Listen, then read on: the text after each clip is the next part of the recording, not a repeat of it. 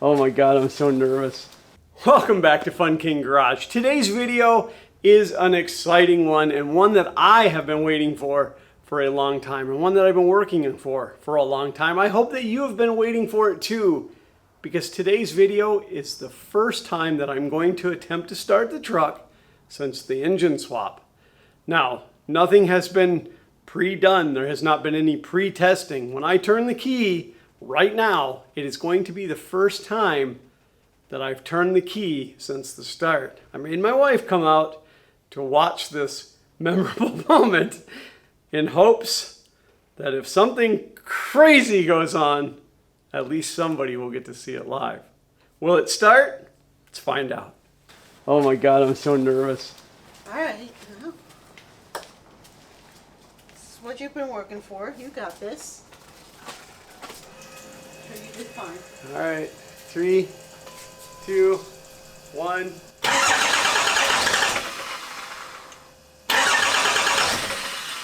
I did take that rag out of the intake, right? Yeah.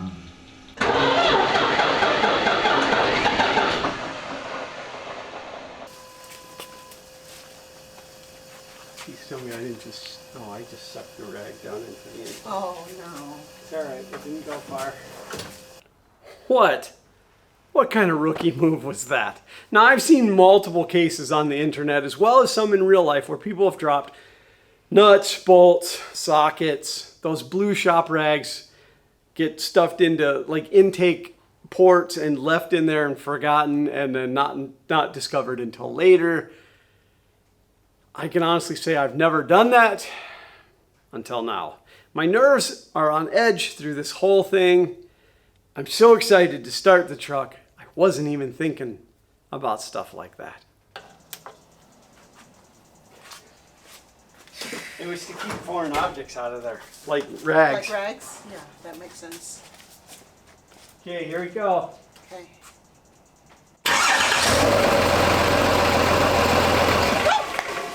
What? Something shot out. It spit up a glove. Oh, that's okay. I was covering the turbo outlet. Well, it ran, so that's it, right? No, I'm kidding. I'm kidding. Yes, it did run, but not for very long. So there's got to be more to it, right? Here we go.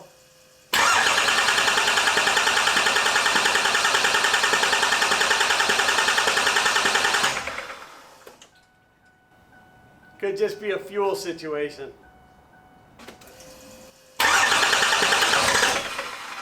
Come on, baby.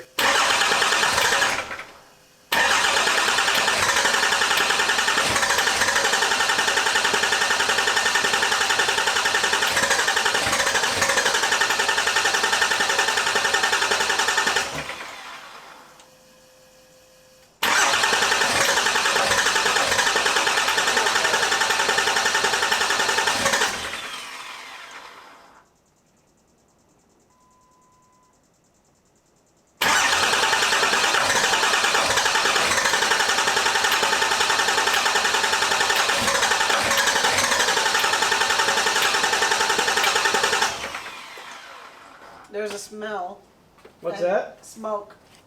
Smoke. Smoke coming out the back. Well, yeah, it's a diesel. And the smell. It's a diesel. Okay. Smells like a bus? Yeah. It's always going to smell like a bus. All right. So why isn't it? Don't know. Okay.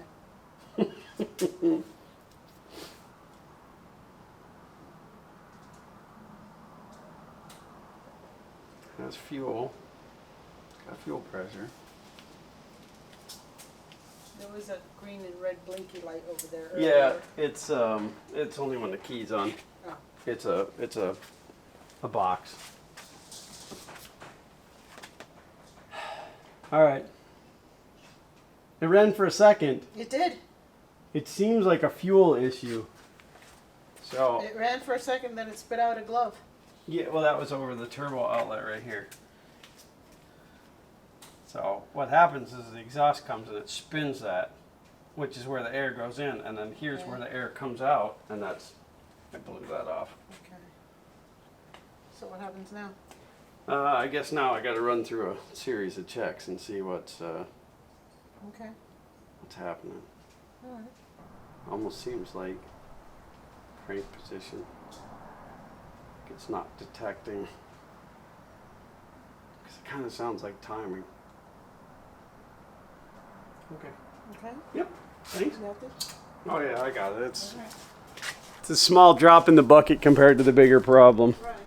So what happened? Well, after doing some poking around and checking some things, I've determined that the most probable cause is the skim, S-K-I-M. If you're not familiar with that, that's Dodge's anti-theft. It's Sentry Key Immobilizer module. The tough part about Dodge's anti-theft is once that module is installed in their vehicle, in the Dodge truck, and activated for the first time, it actually writes a bit to the ECM that is now there, I'm going to say forever.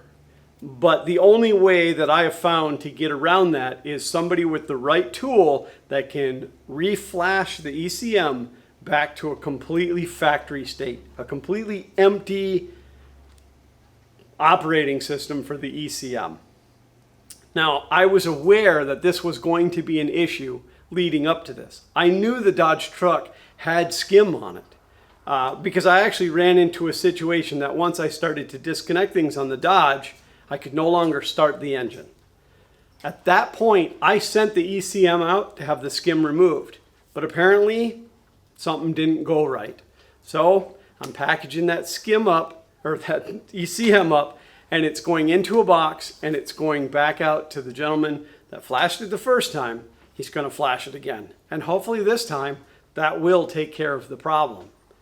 Now, the main thing that led me up to thinking that it was the skim is if I leave the truck sit for 8 hours. I left it sit overnight. This morning I came out. It will start the same way it did the very first time. It will run for just that few seconds and stall out. And then it acts like it's, in the world of a gas engine, like it's not getting any spark. So that really leads me to believe that it's the skim. So hopefully, once that ECM comes back, we'll be good to go. Now there's a lot to do in the meantime. There's still a lot of things that need to be done on the truck before it actually runs and drives. So the little bit of delay of the ECM being gone will be okay. There's still work to do. But unfortunately, this point is the time I have to grab the tool bag, hit the road, and move on to my next adventure. So I hope that this video gave you a little bit of excitement over all the other ones.